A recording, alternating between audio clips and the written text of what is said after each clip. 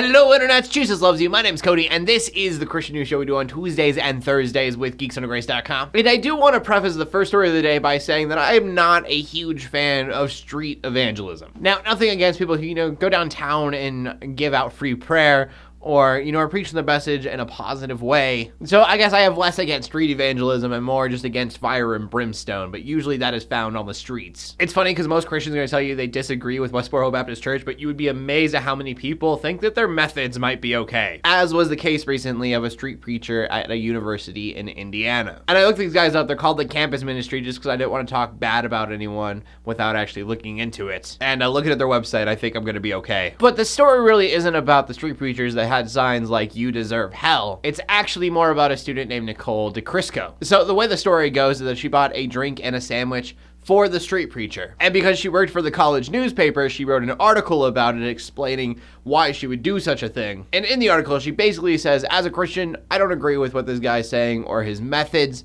but I am supposed to love everyone from the sinners to the Pharisees, and so this guy is included in that. And then she was fired from the newspaper. DeCrisco thinks that the reason she was fired is because she was showing this other side of Christianity, the good it can do, and they didn't like that. The newspaper's advisor is saying that's not the case. By writing this article, she was breaking their code of ethics, which I get religion gets kind of muddled in with that. I've been thinking about this a lot lately, and probably need to do so even more than I already have.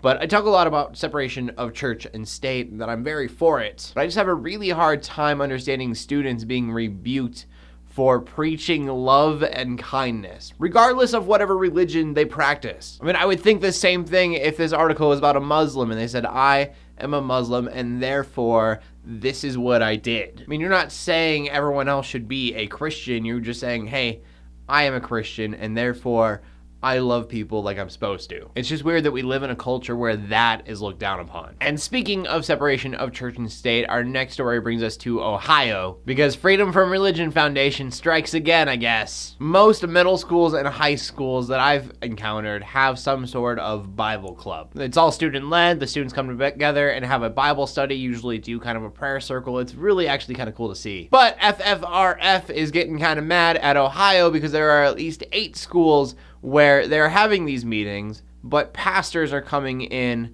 and talking to the students. And so I kind of get their point of view. You essentially have, by definition, these pastors coming in and working at this school for an hour. But I still feel like as long as the students are running it, the students are the ones bringing these pastors in, I can't see that being that bad of a thing. But I do get it, I guess. I don't know. I don't think it's that big of a deal, but I understand where they're coming from. I do want to clarify, however, talking about my first story of the day, it may seem like I contradicted myself a little bit. In the first story that we talked about, the woman's article wasn't preaching to the students of the university. It was simply telling them that because she was a Christian, she made these actions. That's not preaching the gospel in any way. Like, she's just preaching love, and I don't think that's a bad thing. But these kids in Ohio, they are actually learning about the Bible in public school. Which again, if it's student-led, that is your freedom. It's very awesome that you're doing that. But when you start bringing pastors in, then you're getting the staff involved because the staff has to okay these pastors getting in. I understand where it gets muddled. And our final story of the day is good news coming out of Nigeria, and we don't get that very often. A lot of people, when they hear Islamic terrorism, they think ISIS. I definitely think that too, but even more so, I hear Boko Haram, and I kind of shudder. In fact, they have taken over most of northern Nigeria and wiped out all churches in that area. And for the most part, churches have basically just had to back away and hide. But for the first time all over Nigeria, churches are coming together to figure out what they can do to advance north again with the church. They're talking about, how are they going to defend churches that are already there? How do they build more churches in the area, and how do they help the Christians that are already there as well? It is a very huge change in attitude, a terrifying one to me. I always say this, but people that are persecuted, they blow me away, the things they do for their faith. But it never fails to stir up emotion in me, the idea that the church will not fall. It's the places where people hurt the church that we go, oh, we need to go fix that. We need to go put more churches up over there. That being said, prayers out to the Christians of Nigeria as they basically fight against Boko Haram. But that is where we're ending the show. So question of the day: do you think kids in Ohio bringing pastors in during lunch for their Bible studies, is that against the rules, for the rules? I want to know what you guys have to say, because I know it's a very thin line. I feel like you guys could have two different things. Try to be as unbiased about it as possible, because I know as Christians, like, we go, yeah, it's a good thing that pastors are coming to the school, because in their mind, yes, as Christians, that's definitely a good thing.